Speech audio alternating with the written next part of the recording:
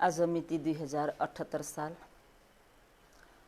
भदौ महिना 19 गते शनिबारको दिन, समय साँझ 7:30 बजे थाई नेपाली संघ केन्द्रीय बौद्ध विभागबाट आयोजित गरिएको जुम अनलाइन धर्मदेशना एवं ध्यान भावनामा उपस्थित हुनुहुने सज्जनवर्ग, योगी, उपासक उपासिकाहरू र फेसबुक लाइभबाट धर्म सवर्ण गर्नको निम्ति उपस्थित हुनुभएका सम्पूर्ण सज्जनवर्ग, उपासक उपासिकाहरूप्रति दिनानुदिनको मङ्गल मैत्रीको शुभकामना व्यक्त गर्न चाहन्छु र आजको धर्म उपदेशलाई प्रारम्भ गर्नुभन्दा अघि चार आर्य सत्य धर्मका मालिक हुनुभएको वहाँ तथागत रहङ सम्मा सम्बुद्ध भगवानलाई शिरोपर धारण गरी ढोक वन्दना गरौँ। सुगतं सुगतं सेठं कुशलं कुशलं जहं अमतं अमतं सन्तं असमं असमं ददं शरणं शरणं लोकं अरणं अरणं करं अभयं अभयं ठानं नायकं नायकं नमे। सुगतं सुगतं सेठं सुगतं उत्तम राम्रो असल वचन मात्र बोल्नु हुने, सुगतं उत्तम भएको निर्वाणतिर लाग्नु भएको, सेठङ विशेष रूपमा प्रशंसनीय तथा उत्तम भई बक्सिनु भएको, कुशलं कुशलं कुशल कुशललाई जहङ त्यागी सक्नु भएको, अमतं मृत्यु हुनुबाट रहित भई बक्सिनु भएको, अमतं अमृत निर्वाणले परिपूर्ण भई बक्सिनु भएको, सन्तं क्लेशको डाह शान्त गरिसक्नु भएको, असमङ शिलादि गुणले अतुल्य भई बक्सिनु भएको, असमङ लौकिक धर्मसँग सम्मान नभएको मार्ग फल तथा निर्वाणलाई ददङ देशना ज्ञानद्वारा दिनु भएको, शरणङ सत्व प्राणीहरूको शरण आधार भई बक्सिनु भएको, लोकङ तीन लोकलाई शरणङ जानी बुझी सक्नु भएको, अरणङ क्लेश रूपी धुलोबाट मुक्त भई बक्सिनु भएको, अरणङ विनीय प्राणीहरूसँग भएको क्लेश रूपी धुलोलाई करङ मुक्त नाश गराइदिनु हुने, अभयङ जाति आदि रहित भई बक्सिनु भएको, अभयङ भयबाट पनि रहित भई बक्सिनु भएको, ठानङ निर्वाणमा नायकङ पुर्याइदिनु हुने, नायकङ तीन पुद्गलहरूको नायक हुनु भएको भन्थे भगवानलाई, अहङ म शिष्यले नमे नमामि ढोक वन्दना गर्दछु भन्थे भगवान।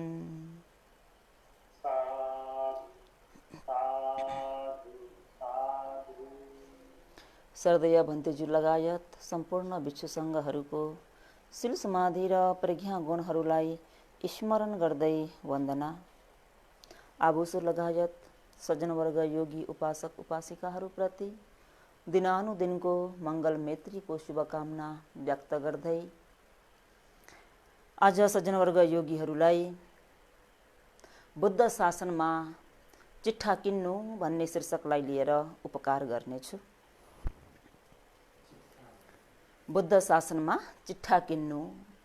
चिट्ठा भनेको के हो त भन्दा लटरी भनिन्छ नि है। बर्मा भाषामा भन्नु पर्दाखेरि ठिठोरे भन्छ नि है। ठीमा पनि बर्मामा त एकदमै प्रचलित छ कि आउम्बाले वाइवाइनले हैन, ठिसाईहरू थुप्रो छ नि, विभिन्न प्रकारका ठिसाईहरू छन्, ठिठोरा गर्छन्। नलौङ पनि छ, तौलौङ पनि छ, छाउलौङ पनि छ हैन त। हजुरले पनि त ठिठोरा गर्नुहुन्छ होला। नेपालमा के छ त्यो मलाई पनि थाहा भएन। हुन चाहिँ नेपालमा पनि चिट्ठा हाल्ने त छ होला, र के छ कस्तो कस्तो छ त्यो मलाई थाहा भएन। त हाल्ने गर्छन्, नेपालमा पनि चिट्ठा हाल्छन्। त नेपाली भाषामा ठीलाई चिट्ठा भन्छ है। त बुद्ध शासनमा तपाईँ हामीले पनि के गर्नु पर्यो त भन्दा चिट्ठा हाल्नु पर्यो, यानि ठिठोरा गर्नु पर्यो अथवा चिट्ठा किन्नु पर्यो। लौकिक चिट्ठामा त तपाईहरूलाई अवगत भएकै कुरा हो। नलौठी भन्छन्, तौलौठी भन्छन्, छाउलौठी भन्छन् हैन। त्यही अनुसारको ठिपाउटा भयो भने पनि रकम पनि त्यही अनुसारले छुट्टिन्छ। त यहाँनिर हजुरहरूलाई मैले के भन्न चाहेको त भन्दा जुन यो लटरी भन्ने जुन छ चिट्ठा, यसलाई एउटा उदाहरण दिएर मात्रै बुझाउन चाहेको हो। किन त भन्दा कतिपय कुराहरूलाई उदाहरणबाट बुझाउँदा स्पष्ट हुने भएको कारणले गर्दा उदाहरण दिएर बुझाउन चाहेको। त अहिले यहाँ दिन चाहेको उदाहरणमा चाहिँ 3 प्रकारको लटरी भनौँ, 3 प्रकारको चिट्ठाहरूलाई भनी बताउँछु। त ती चिट्ठाहरू कस्ता हुन् त भन्दा एउटा चाहिँ 3टा अङ्क मिलाएर प्राप्त हुने चिट्ठा, एउटा चाहिँ 4वटा अङ्क मिलाएर प्राप्त हुने चिट्ठा, भने एउटा चाहिँ 6वटा अङ्क मिलाएर प्राप्त हुने चिट्ठा। त चिट्ठा पनि विभिन्न छन्, त्यही अनुसारको रकम पनि विभिन्न तरिकाले पाइन्छ। र बुद्ध शासनमा पनि चिट्ठा हाल्नु भन्ने बित्तिकै बुद्ध शासन भनेको के हो त भन्दा ठिसाई जस्तै हो रे सज्जनवर्गहरू, हो चिट्ठा बेच्ने पसल जस्तै हो रे बुद्ध शासन भनेको। अनि यो पसलको मालिक चाहिँ को हो त भन्दा चिट्ठा पसलको मालिक चाहिँ भगवान शास्ता स्वयं नै भइबक्सिन्छ। भगवान शास्ता चाहिँ चिट्ठा पसलको मालिक भइबक्सिन्छ र उक्त पसलमा काम गर्ने जो स्टाफ हुन् उहाँहरू चाहिँ को हो त भन्दा सङ्घ सज्जनवर्गहरू हो है। चिट्ठा पसलमा काम गर्ने सङ्घहरू र चिट्ठा हाल्ने चाहिँ को त, चिट्ठा किन्ने चाहिँ को त, ठिठोरा गर्ने व्यक्ति चाहिँ को त भन्दा योगी सज्जनवर्ग उपासक उपासिकाहरू। त यहाँनिर चिट्ठा हाल्नाले लौकिकमा विभिन्न प्रकारको उपहारहरू पाए जस्तै बुद्ध शासनमा पनि तह तह अनुसारको उपहारहरू पाइन्छ। त यहाँनिर सर्वोत्कृष्ट भएको, सर्वोत्तम भएको प्रथम प्राइस यानि प्रथम पुरस्कार के दिनुभएको छ त भगवान शास्ताले भन्दा प्रथम पुरस्कार भनेको नै निर्वाण हो सज्जनवर्गहरू हो। भगवान शास्ताले दिनुभएको प्रथम पुरस्कार भनेको निर्वाण हो। दोस्रो पुरस्कार के दिनुभएको छ त भन्दा मार्ग ज्ञान फल ज्ञान, सोतापति मार्ग, सोतापति फल, सुकृतागामी मार्ग, सुकृतागामी फल आदि गरिएका मार्गफल। भने तेस्रो उपहार के दिनुभएको छ त भन्दा देव ब्रह्म मनुष्य सुख। यति मात्र होइन कि उक्त सुख चाहिँ पशु योनिमा यदि त्रिछन्न भन्ने पशु नै भएर जन्मे तापनि उक्त भवमा पनि भोग सम्पत्ति प्राप्त गर्न पाइन्छ रे। यो चाहिँ कस्तो त भन्दा 3वटा अङ्क मिलाएर लटरी लाए जस्तै। 3वटा अङ्क मिलाउनु भनेको सबैभन्दा तल्लो स्तरको उपहार पाइने भएकोले यहाँ बुद्ध शासनमा पनि 3 तहको उपहारहरू देखाइएको छ। त यसमा सबैभन्दा तल्लो तह भएको उपहार भनेको नै भोग सम्पत्ति प्राप्त गर्नु। भोग सम्पत्ति प्राप्त गर्नु भन्ने बित्तिकै अघि भर्खरै भने त्रिछन्न भन्ने पशु योनिमा नै गए तापनि पशु योनिमै पनि उसलाई भोग सम्पत्ति प्राप्त हुन्छ। त यसको दृष्टान्त उदाहरण के छ त भन्दा हिजो आज एउटा कुकुर पाल्ने भनेको एउटा फेसन जस्तै भइरहेको छ। हरेकको घरमा विभिन्न जात जातिको कुकुरहरू ल्याएर पाल्ने गर्छन्। उक्त कुकुरहरूलाई के कति सुविधाहरू दिएर राखेका छन् भन्ने कुरा सज्जनवर्ग योगीहरूलाई राम्रोसँग अनुभव होला, देखि पनि रहनु भएको होला। मानिसहरूले नपाएको सुख सुविधा कुकुरले भोगिरहेको हुन्छ। बरु पाल्ने मालिक शाकाहारी हुन्छ तर कुकुरलाई उसले मिठो मिठो आहार ल्याएर खुवाउँछ सज्जनवर्गहरू हो। आफूले नखाए तापनि कुकुरलाई ल्याएर खुवाउँछ। यति मात्र होइन, कुकुरलाई समय अनुकूल ब्युटी पार्लर लानुपर्ने हो कि हस्पिटल ल्याएर स्वास्थ्य चेकअप गर्नुपर्ने हो कि है, मिठो मिठो प्याकेटमा पाउने त्यो आहारहरू किनेर खुवाउनु पर्ने हो कि बरु आफूले खाँदैन तर कुकुरलाई खुवाइरहेको हुन्छ। यो हामीले एकपल्ट पोखरा जाँदा पनि एकजना उपासिका घरमा देखेका थियौँ है। पोखरामा धर्मदेशनाको क्रममा जाँदाखेरि त्यहाँ एकजना उपासिकाले कुकुर पाल्नु भएको, आफू चाहिँ प्योर शाकाहारी हुनुहुन्छ तर कुकुरलाई भने उहाँले, मैले पनि त्यहीँ देखेको, प्याकेटमा विभिन्न प्रकारको आइटमै आइटम चिजहरू किनेर चाहिँ खुवाउने गर्नुहुन्छ। आफूले नखाने तर कुकुरलाई खुवाउने। कुकुरले यतिसम्म कि मानिसले नपाएको सुविधाहरू सुख सुविधा भोग गरेर बसिरहेको हुन्छ। किन त भन्दा उसले अघि भनिएको जुन 3टा अङ्क मिलाएर हाल्नुपर्ने लटरी हो त्यो लटरी उसलाई लागेको कारणले गर्दाखेरि पशु योनिमै जाँदा पनि उसले सुख सुविधा भोगिरहेको छ। मनुष्यहरूले मानिसहरूले देख्नै नपाएको, चर्नै नपाएको गाडी पनि त्यो कुकुर चरिरहेको हुन्छ। सुख आनन्दसँग घाँटीमा नेकटाई लगाएर सुट बुट लगाएर कुकुरले, हजुरहरू थाइल्यान्डमा हुनुहुन्छ देख्नु भएको होला, हामी पनि थाइल्यान्ड आउने क्रममा देखेका थियौँ कुकुरलाई कसरी सजाउँछन् भनेर है। त त्यति कुकुरहरूलाई कति सुख सुविधा दिएर राखेका हुन्छन्। त उक्त सुख सुविधा कुकुरले कसको कारणले पाएको त भन्दा आफूले गरेको कर्म अनुसारले प्राप्त गरेको हो सज्जनवर्गहरू हो। अहिले यहाँ झर्लक्कै हेर्दाखेरि मालिकले धेरै माया गरे जस्तो उसले दिए झैँ देखियो, तर वास्तवमा त्यो कुकुरले गरेको उसको कर्म। यति मात्र होइन, अझ कतिपय व्यक्तिहरूले के पनि गर्छन् त भन्दा कुकुरको सेवाको निम्ति भनेर स्टाफै खटाएर राखेका पनि हुन्छन्। छुट्टै कर्मचारी नै छुट्टै हुन्छ कुकुरको निम्ति। कुन समयमा खुवाउनु पर्ने, कुन समयमा सुताउनु पर्ने, कुन समयमा उठाउनु पर्ने, अझ भएन भनेर कुकुरलाई मर्निङ वक र इभिनिङ वक पनि लिएर हिँड्नुपर्छ। मान्छेलाई मर्निङ वक र इभिनिङ वक छ छैन थाहा छैन, तर कुकुरलाई त्यतिसम्म सुख सुविधासँग सुख भोग गरेको हुन्छ। यो के कारणले गरेको हुन्छ त भन्दा अघि भनिएको उसले आफ्नो जीवनमा गरिएको त्यो दानरूपी पुण्यको कारणले गर्दा भोग सम्पत्ति प्राप्त हुन्छ सज्जनवर्गहरू हो। पशुको योनिमै जाँदा पनि उसले दान गरेको त्यो पुण्यको फल प्राप्त गर्छ। अनि यति धेरै सुख सुविधा भोग गर्न पाएर पनि उक्त कुकुर पशुको योनिमा किन जन्म्यो त भन्दा उसले के गर्न सकेन त भन्दा जुन भव सम्पत्ति प्राप्त हुने कर्म गर्न सकेन, केवल भोग सम्पत्ति प्राप्त गर्ने कर्म मात्र गर्यो। भोग सम्पत्ति केबाट प्राप्त हुन्छ त भन्दा दानादि कुशल पुण्यबाट भोग सम्पत्ति प्राप्त हुन्छ भने भव सम्पत्ति भनेको शीलादि कुशल पुण्यद्वारा प्राप्त हुन्छ। त उक्त कुकुरले भव सम्पत्ति प्राप्त हुने पुण्य नगरेको कारणले भोग सम्पत्ति मात्र प्राप्त हुने पुण्य गरेको कारणले गर्दा सज्जनवर्ग योगीहरू हो, पशु योनिमै पुग्दा पनि उसले आफूले गरेको कर्म अनुसारको फल भोग गर्न पाउँछ। यो भयो सबैभन्दा तल्लो स्तरको लटरी।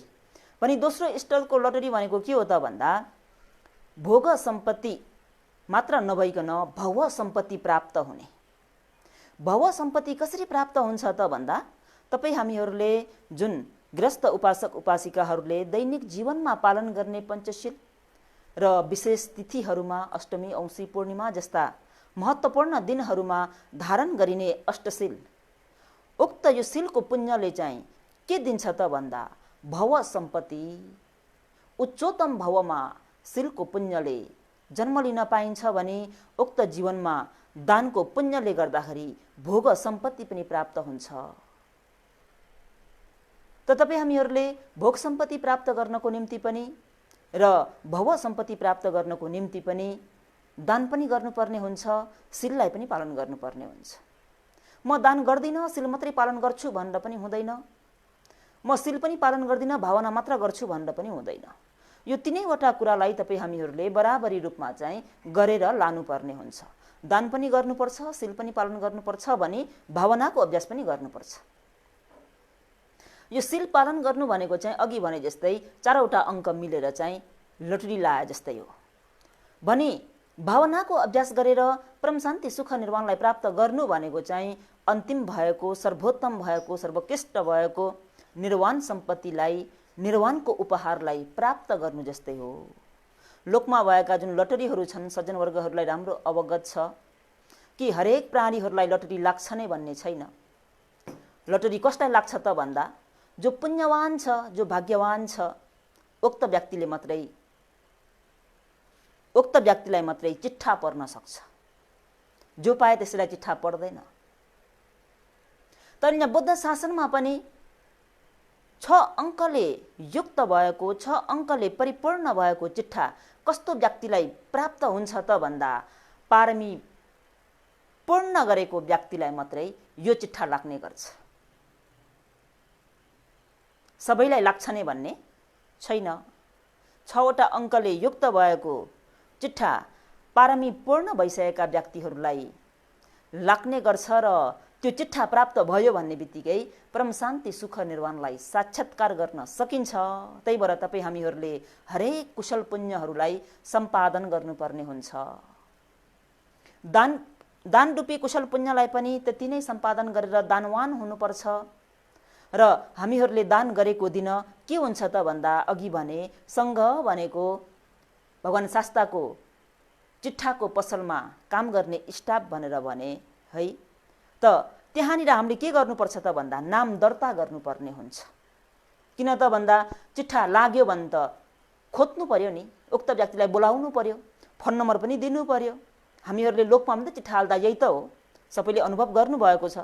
भने अहिले यहाँ लोकोत्तर क्षेत्रमा चिट्ठा हाल्दाखेरि हामीले के गर्नुपर्छ त भन्दा सङ्घमा नाम दर्ता गर्नुपर्छ। नाम कसरी दर्ता गर्ने त भन्दा जुन दिन तपाईँ हामीहरूले दानादि कुशल पुण्य गर्छौँ त्यो दिनको नाम तपाईँ हाम्रो के दर्ता हुन्छ त भन्दा दानवान भनेर दर्ता हुन्छ। दानवीर, दानवान है। जुन दिन तपाईँ हामीहरूले सिल पालन गर्छौँ त्यो दिन सिलवान भएर नाम दर्ता हुन्छ।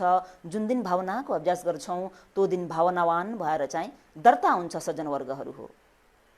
त्यो पुण्य पारमी कहाँ गएर कसरी पूर्ण हुन्छ, त्यो पूर्ण भएको दिन अवश्य पनि भगवान शास्त्रले दिनुभएको जुन अनुत्तर सर्वकृष्ट भएको निर्वाणको उपहारलाई पनि तपाईँ हामीले प्राप्त गर्न सक्नेछौँ। त्यसको निम्ति पारमिता गुणधर्महरूलाई पुरा गर्नुपर्ने हुन्छ। पारमिता गुणधर्महरू पुरा नगरिकन 6 अङ्कले युक्त भएको लटरी लाग्न धेरै नै गाह्रो पर्छ। 6 अङ्कको लटरी भनेको सर्वकृष्ट लटरी हो, सर्वोत्तम लटरी हो, त चिट्ठा हो। यसलाई प्राप्त गर्नको निम्ति सज्जनवर्गहरूले त्यो पारमिता गुणधर्महरूलाई पुरा गर्नुपर्छ।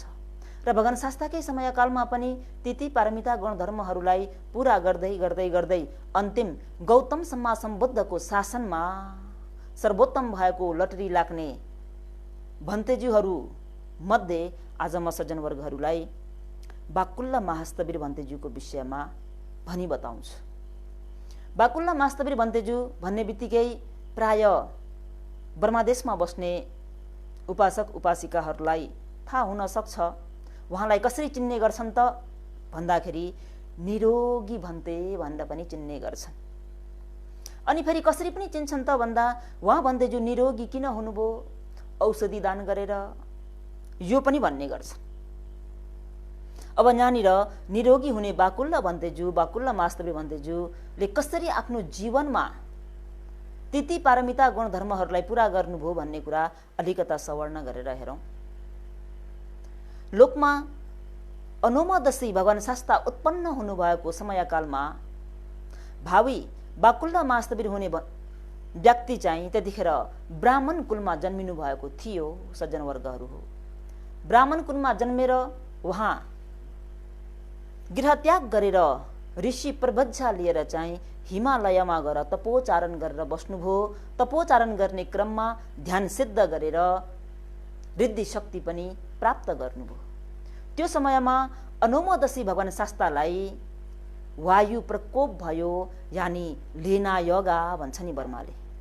भगवान शास्त्रलाई लेना योगा भयो, ग्यास्ट्रिक वायु प्रकोप है। यसरी वायु प्रकोप भएर लेना योगा हुँदाखेरि भएको कसले देख्छ त भन्दा हाम्रा यी ऋषिले चाहिँ देख्नुहुन्छ र जङ्गलमा भएका विभिन्न प्रकारका जडीबुटीहरू खोजेर औषधि बनाएर चाहिँ भन्तेज्यूलाई औषधि दान गर्नुहुन्छ। सज्जनवर्गहरू हो, यसरी औषधि दान गरेर उहाँले औषधि दान गरेर छाडेर जानुभएको होइन, त्यहीँ बसेर भगवान शास्त्रलाई सेवा पनि गर्नुहुन्छ। अनि आफूले गरिएको यो कुशल पुण्यको प्रभावले उहाँले के प्रार्थना गर्नुहुन्छ त भन्दा भन्ते मैले यसरी गरिएको यो कुशल पुण्यको प्रभावले म निरोगी हुन पाऊँ।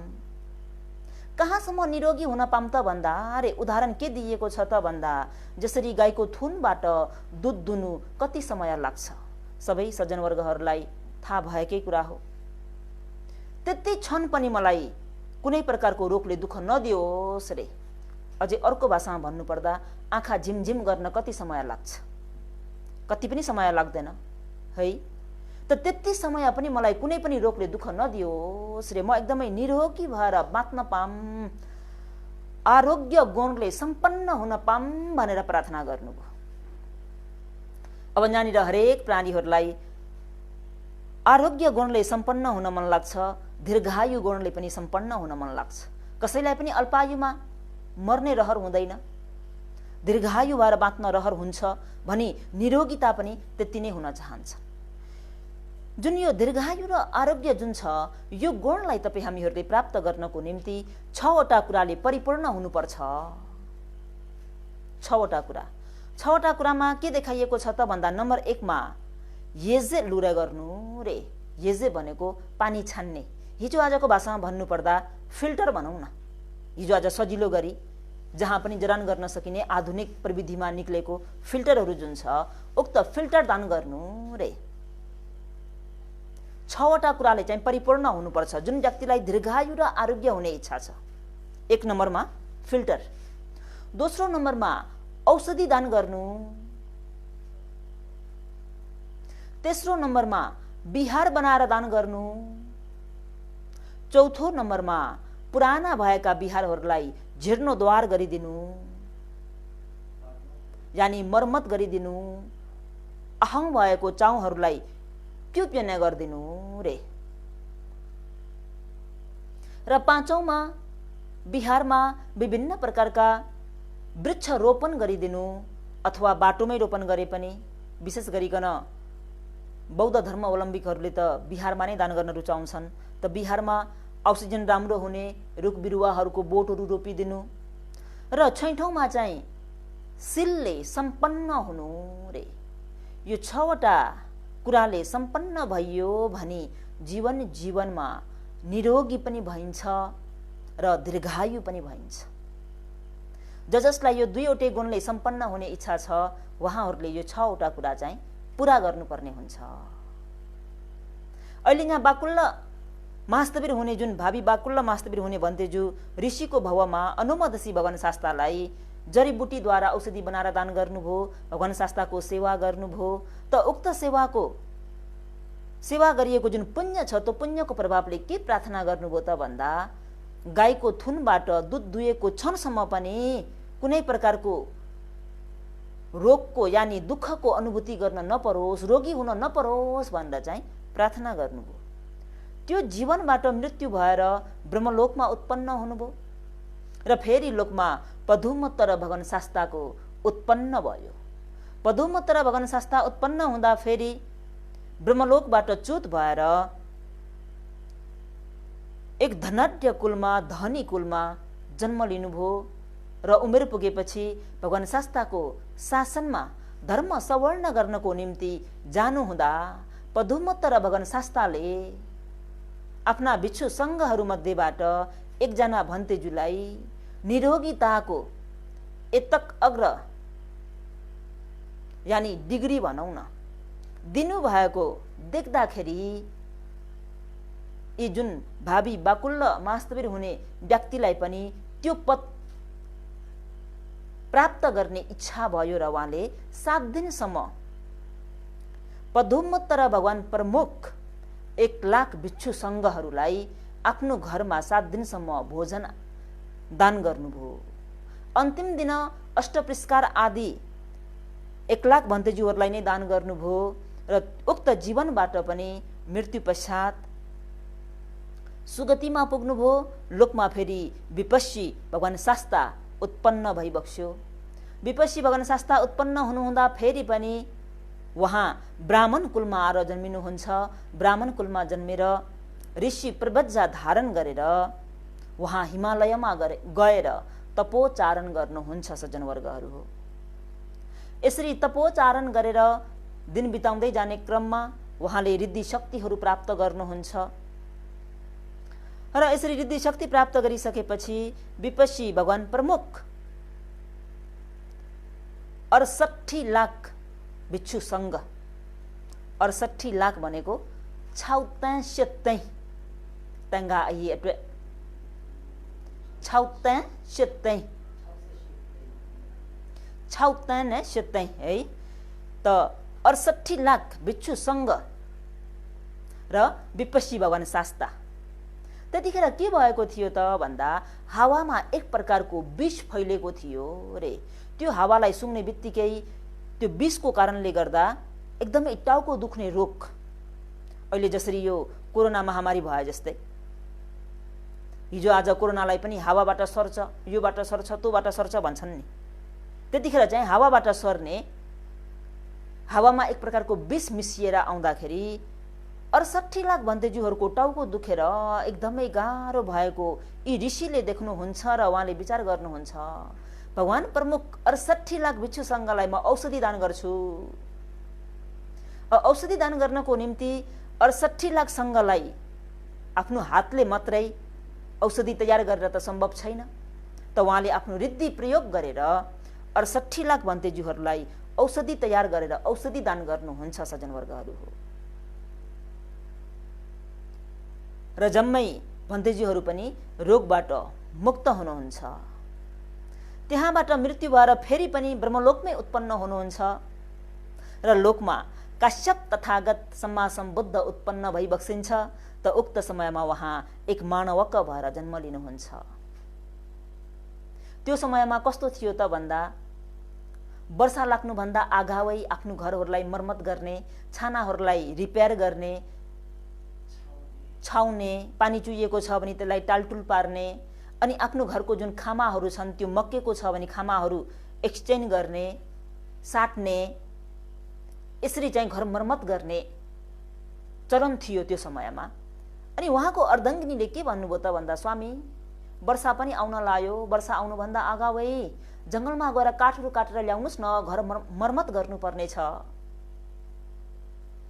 भन्दा उपासक पनि आफ्नो टिमलाई लिएर जङ्गलमा काठहरू काट्नको निम्ति जानुहुन्छ। हप्ता दिन लगाएर आफूलाई आवश्यकता हुने काठहरू जम्मै बैलगाडामा लोड गरेर लिएर आउनुहुन्छ।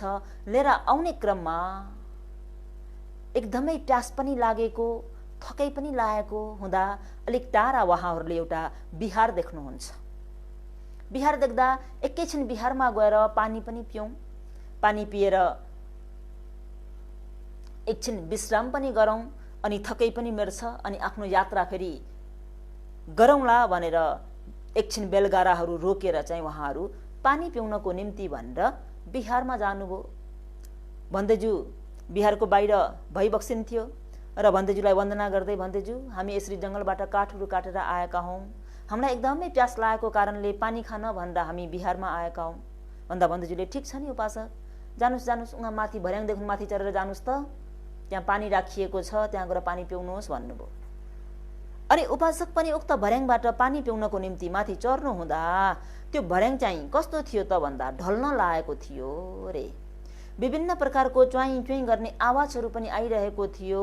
भर्याङ एकदमै जीर्ण भइसकेको थियो, काठहरू सबै मक्किसकेका थिए, ढल्न लागेको हुँदा अनि उक्त भर्याङबाट चढेर जाँदा भर्याङ कराएको आवाज, त्यो काठहरू मक्किएको उपासकले देख्नुभयो।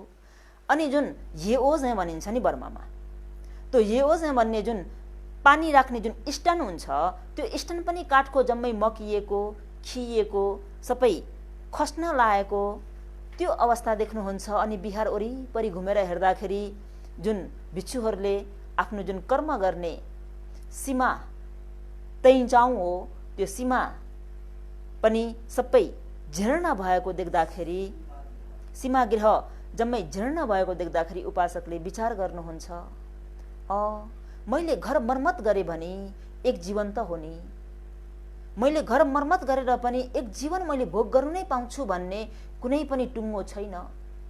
म घर मर्मत गर्दा गर्दै नै मरे भने मैले त्यो घरलाई परिभोग पनि गर्न पाउँदिनँ। यदि पाइहालेँ भने पनि एक जीवन त हो, मैले बिहार मर्मत गरेँ, बिहार बनाइदिएँ भने त मैले जीवन जीवन यो बिहार बनाइदिएको पुण्य प्राप्त गर्छु भनेर उहाँ उपासकले आफ्नो घर बनाउनको निम्ति भनेर काटेर ल्याएको जम्मै ती काठहरूलाई बिहारमा ल्याएर आफ्नो घर मर्मत नगरिकन बिहार जम्मै मर्मत गरिदिनुहुन्छ। कहाँसम्म त भन्दा सीमागृह तैचाउँ पनि मर्मत गरिदिनुहुन्छ, अनि भोजनालय सोनचाउँ पनि त्यो मोमना गरिदिनुहुन्छ। अनि त्यति मात्र होइन, किचन जुन भोजन पकाउने ठाउँ हो, त्यो भोजन पकाउने ठाउँलाई पनि मर्मत गरिदिनुहुन्छ। र अनि चक्रमण गर्नको निम्ति विभिन्न प्रकारका मार्गहरू पनि बनाइदिनुहुन्छ। यति मात्र होइन, रोगी भएका भिक्षुहरू बस्नको निम्ति भनेर रोगी आवास पनि मर्मत गरिदिनुहुन्छ सज्जनवर्गहरू हो। यसरी बिहारमा आवश्यक भएको जम्मै कुराहरू मर्मत गरेर उहाँ त्यो जीवनबाट मृत्यु भए पश्चात लोकमा सम्मासम गौतम बुद्धको पालामा उहाँ पनि कौसम्बी नगरमा एक धनाढ्य कुलमा आएर गर्भवास लिनुहुन्छ। गर्भ छिप्पेपछि बालकको जन्म हुन्छ र बालकको जन्म हुने बित्तिकै नुहाइदिने चलन त सबैको छँदै नै छ। र यसमा पनि अझै विशेष गरिकन इन्डियामा चाहिँ कस्तो प्रकारको चलन रहेछ त भन्दा बच्चा जन्मियो भने गङ्गा, यमुना, अचिरावती आदि गरिएका ठुल्ठुला नदीमा गएर चाहिँ नुहाउने चलन रहेछ। त उक्त सानो बालकलाई पनि लिएर कहाँ गए त भन्दा कौसम्बीको नजिकमा भएको यमुना नदी। कौसम्बी कहाँ पर्छ त भन्दा हिजो आज सज्जनवर्गहरूले ताजमहल भनेर त सुन्नु भएको होला। ताजमहलकै आसपासमा छेउमा पर्छ कौसम्बी। र जुन यो अहिले भन्दै गरेको यमुना नदी भनेको ठ्याक्कै ताजमहलबाटै देखिन्छ। उक्त यमुना नदीमा ल्याएर चाहिँ बालकलाई स्नान गरिदिए। स्नान गराउने क्रममा एउटा ठुलो माछाले आएर उक्त बालकलाई निलिदिन्छ। त्यो बालक अति नै भाग्यमानी, पुण्यवान, पारमी पूर्ण गरेको पश्चिम भौविक व्यक्ति भएको कारणले गर्दा बच्चा माछाको पेटमा जाने बित्तिकै माछालाई एकदमै शरीर पोलेर आउँछ अरे, सही नसक्नु एकदमै असह्य भएर आउँछ। तर बालकलाई भने माछाको पेटमै गएर बस्नु परे तापनि एकदमै 12 हात फराकिलो भएको कोठामा बसे जस्तै कुनै प्रकारको दुःख हुँदैन अरे सज्जनवर्गहरू हो। किन त भन्दा अन्तिममा भौविकले ज्ञान प्राप्त नगरिकन उहाँहरूको मृत्यु हुँदैन। किन उहाँको जम्मै पुण्यहरू सम्पन्न भइसकेको छ। कहाँसम्म त भन्दा अनुमोदशी भगवान शास्तादेखि लिएर उहाँले पारमी पुण्यहरू पूर्ण गर्दै गर्दै गर्दै गर्दै आउनुभएको अनुमोदशी भगवान शास्ता, पदुमोत्तर भगवान शास्ता, विपस्सी भगवान शास्ता, काश्यप भगवान शास्ता र अहिले अन्तिम गौतम समासम बुद्धको शासनमा पश्चिम भौविक पुद्गल भएर जन्मिनु भएको छ। अनि उक्त माछा एकदमै बेगसँग त्यो पोलेको सहन नसकेर पौडिँदै पौडिँदै जाँदाखेरि मछुवाहरूको जालमा पर्छ। कहाँ गएर मछुवाहरूको जालमा पर्छ त भन्दा वाराणसीका मछुवाहरूको जालमा गएर पर्न पुग्छ। माछा छोप्ने मछुवारे है, बुझ्नुहुन्छ होला नि। त उक्त माझीहरूले ठुलो मछुवाहरूले ठुलो माछा पाउँदाखेरि होइन हो यो माछा त हामीले पिस पिस पारेर नबेच्ने, सिङ्गै बेच्ने भनेर वाराणसी नगरमा चाहिँ माछा ल्याएका छौँ हजुर, माछा कसले माछा किन्नुहुन्छ भनेर माछा बेच्दै हिँड्न थाले। कसले किन्न पुगे त भन्दा वाराणसी नगरको सेठीले चाहिँ त्यो दिन माछा खाने इच्छा भएकोले गर्दा उक्त माछालाई किन्नुहुन्छ र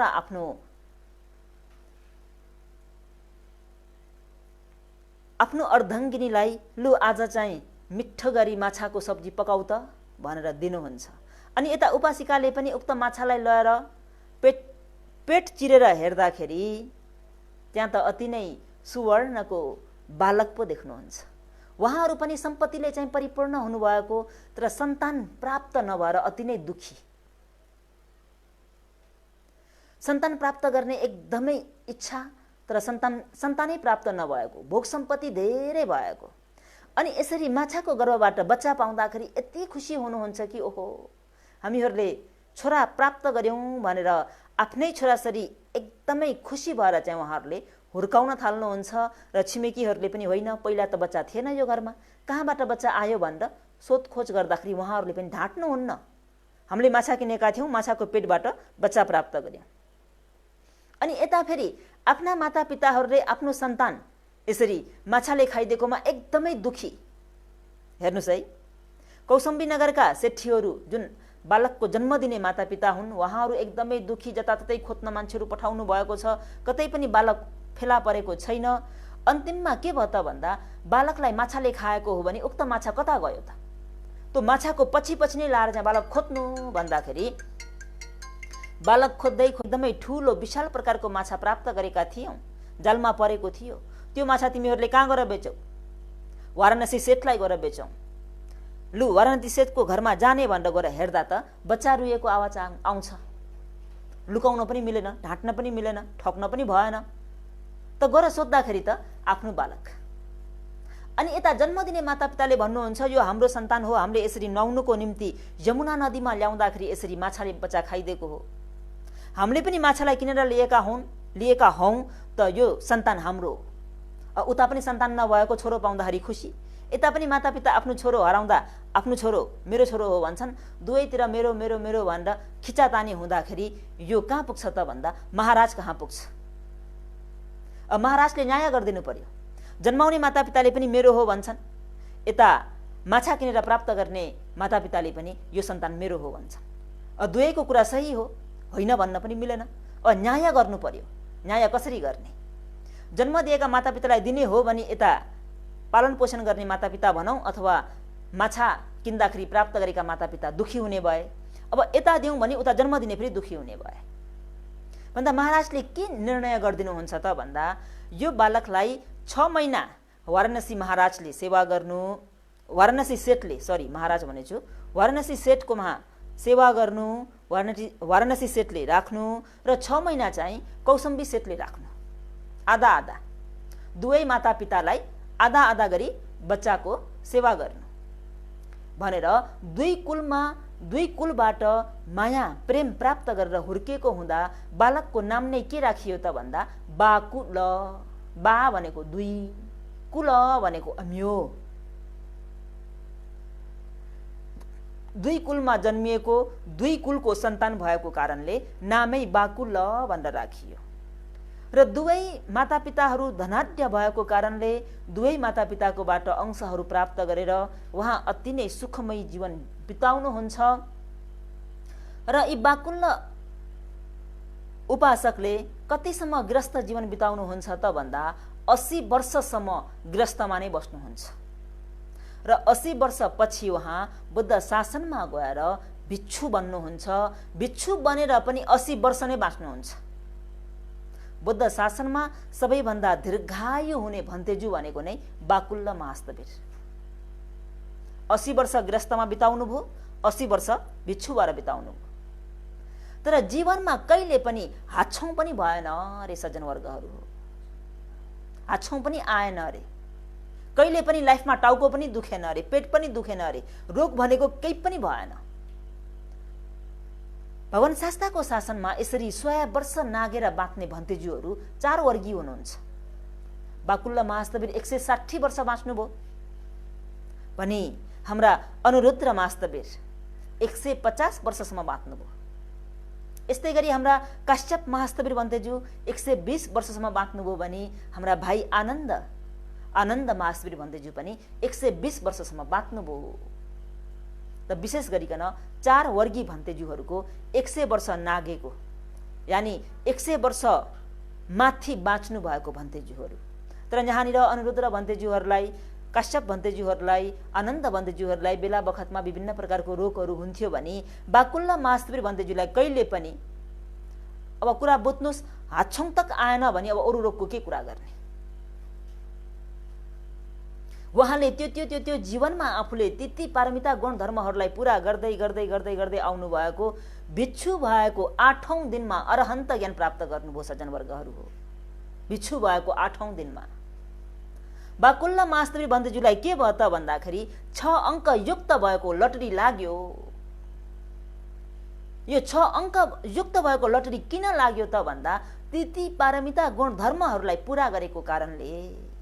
अनोमदशी भगवान शास्ताको समयदेखि लिएर पारमिता पूरा गर्दै गर्दै गर्दै गर्दै आउनु भएको अन्तिम काश्यप समासम बुद्धको पालामा आएर उहाँको पारमिता पूरा भयो। किन त भन्दा काश्यप समासम बुद्धको पालामा उहाँले सम्पूर्ण गर्नुपर्ने कुशल पुण्यहरू गर्नुभयो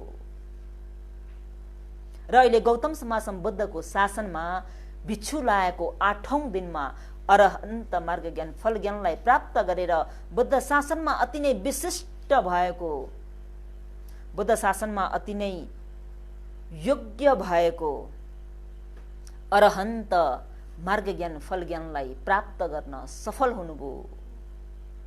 यस मानेमा सज्जनवर्ग योगी उपासक उपासिकाहरू हो। तपाई हामीहरूले पनि बुद्ध शासनमा के गर्नुपर्छ त भन्दा चिट्ठा हाल्नुपर्छ। के गर्नुपर्छ? चिट्ठा हाल्नुपर्छ। जस्तो जस्तो अङ्कयुक्त भएको चिट्ठा हालिन्छ सोही अनुसारकै फल तपाई हामीहरूले प्राप्त गर्न सकिन्छ। बरु लौकिकमा भएको जुन चिट्ठा हो त्यसलाई बरु नहाले पनि फरक पर्दैन। त्यो लौकिकमा भएको चिट्ठालाई हाल्न पुगियो भने यो जुन नलौं तौलौं छ नि बर्मामा जुन खेसारे भएको, यो नलौं तौलौंले त सबै सिद्ध्याइदिन्छ। हाम्रो एकवर्गीय सियारले भन्ने गर्नुहुन्छ, के भन्नुहुन्छ त भन्दा, यो नलौं तौलौं भनेको तिमीहरूले ठोरा नगर है, नहाल है। किन त भन्दा अरे सुरुमा एकचोटि खुलेर देखाइदिन्छ अरे। नलौं तौलौं के भएर देखाउँछ अरे, खुलेर देखाइदिन्छ अरे। अनि मानिसहरू चाहिँ मक्ख भएर ओहो मलाई त लटरी लाग्यो, नलौं पाउटा भयो, तौलौं पाउटा भयो भनेर खुसी हुन्छन् रे। त्यो के गरेको त भन्दा सर्वप्रथम हाल्ने व्यक्तिको घरमा के चीज वस्तुहरू छ भनेर हेर्न आएको रे। यसो खुलेझै गरेर चाहिँ घरमा के छ, सुन चाँदी हिरा मोती आदि इत्यादि गरेका जति पनि सम्पत्तिहरू छन् त्यो सम्पत्ति कति छ भनेर चेक गर्न आएको रे। एकपटक खुलेपछि त अनि लगातार के हुन्छ त भन्दा आज पनि हारेको छ, भोलि पनि हारेको छ, पर्सि पनि हारेको छ, हारेको हारे। अनि मनमा चाहिँ के हुन्छ त भन्दा मलाई पहिला खुलेको थियो नि त्यसरी नै मैले खुलारै छाड्छु भनेर पछि परेको परे अनि हुँदै जम्मै भयभरको चीज वस्तु सामानहरू अपाउँदै पुग्छ, बन्दगी पसलमा पुग्छ। किन त भन्दा नलौं र तौलौंको पछि लाग्दा। त्यही भएर उक्त नलौं तौलौंलाई ठोरा नगर्नु। तर भगवान शास्त्रको शासनमा भएको जुन लटरी हो यसलाई चाहिँ हाल्ने गर्नु। यो लटरी हालियो भने जस्तो प्रकारको 3 अङ्गले युक्त भएको लटरी लाग्दा पनि भोग सम्पत्ति प्राप्त हुन्छ, 4 अङ्गले युक्त भएको लटरी लायो भने पनि भव सम्पत्ति प्राप्त हुन्छ। र यति मात्र होइन, 6 अङ्कले नै युक्त भएको लटरी लागिदियो भने त सज्जनवर्गहरू हो, जुन तपाईँ हामीहरूले इच्छा गरिएको परम शान्ति सुख निर्वाणलाई साक्षात्कार गर्न सकिन्छ त उक्त लटरी भनेको सज्जनवर्गहरू हो। पारमिता गुणधर्महरू पूर्ण भइसकेका व्यक्तिहरूलाई मात्रै लाग्ने गर्छ। त आफ्नो पारमिता पुण्यहरूलाई अभिवृद्धि गर्नुहोस्। र अति ठुलो पुण्यको कारणले गर्दा अतीतमा गरिएको कुशल पुण्यको प्रभावले गर्दा बुद्ध शासन पाइएको छ। यो शासनलाई त्यसै खेर नफाल्नुहोस्। ठुलो पुण्यले मात्रै प्राप्त गर्न सकिन्छ। अहिले यो भद्रकल्प हो, भद्रकल्पमा 5 बुद्धहरू उत्पन्न हुनुहुन्छ, त यसमा पनि 4 बुद्धहरू उत्पन्न भइसक्नुभयो। एकमा ककु छन्द भगवान शास्ता 40,000 आयु भएको समयमा लोकमा उत्पन्न भइबक्स्यो। त्यो समयमा तपाईँ हामी कहाँ थियौँ, के थियौँ? भगवान शास्त्रलाई विरोध गर्ने विरोधी भएर मिथ्या दृष्टि पो धारण गरेर बसेका थियौँ कि? अथवा 4 अपायमा दुःख कष्ट पो भोग गरेर बसेका थियौँ कि? तपाईँ हामीहरूलाई थाहा छैन। हामीले त्यो अवसर त्यो मौका पनि गुमायौँ। र त्यसपछि मनुष्यहरूको आयु 30,000 वर्षको समयकालमा कोना गमन भगवान शास्त्र लोकमा उत्पन्न भइबक्स्यो। त्यो समयमा पनि हामीहरूले कोना गमन भगवान शास्त्रबाट धर्म सवर्ण गर्न पाइएन, शील समाधि प्रज्ञाको अभ्यास गर्न पाइएन भन्ने प्रमाण खोज्नुहुन्छ भने आफ्नो शरीरलाई हेर्नुहोस्। अहिले जुन शरीर पाइराखेको छ यो शरीरै प्रमाण छ कि हामीहरूले जुन अमूल्य भएको परम शान्ति सुख निर्वाणलाई प्राप्त हुने गरी आचरण गर्न पाइएन र मौका मिलेन भनी लोकमा फेरि मनुष्यहरूको आयु 20,000 वर्षको समयमा कश्यप भगवान शास्त्र उत्पन्न हुनुभयो र त्यो समय पनि हामीहरूले गुमायौँ। र अहिले 20,000 वर्षबाट एकैचोटि 100 वर्षको आयुमा सज्जनवर्गहरू हो। मनन गर्नुहोस् त। कमसेकम 20,000 बाट 10,000 मा आएको भए पनि त हुन्थ्यो। 10,000 मात्रै नभएर 5,000 मा आएको भए पनि त हुन्थ्यो। 5,000 नहुँदा पनि 1000 मा आए पनि त हुन्थ्यो। र पनि गौतम समासम बुद्ध 100 वर्षको आयुमा आएर उत्पन्न हुनुभयो र 80 वर्षको उमेरमा नै महापरिनिर्वाण भइबक्सिनुभयो।